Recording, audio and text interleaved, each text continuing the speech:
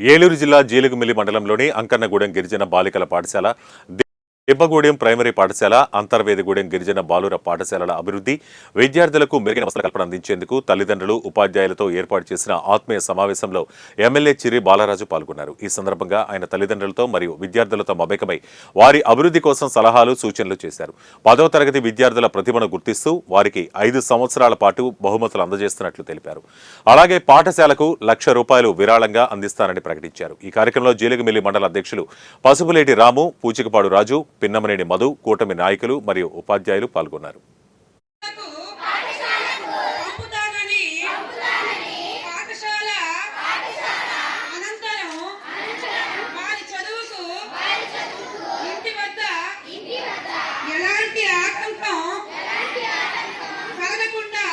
ఒక ప్రతిష్టాత్మకంగా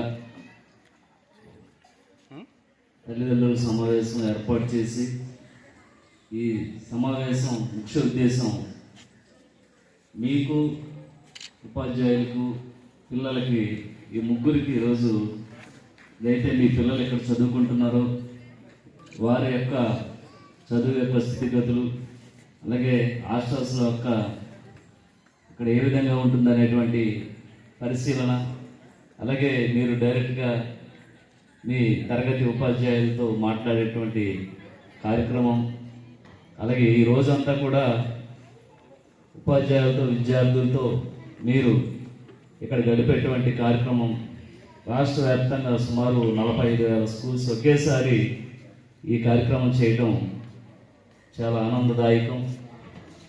ఈరోజు ప్రభుత్వం మీకోసం, మీ పిల్లల కోసం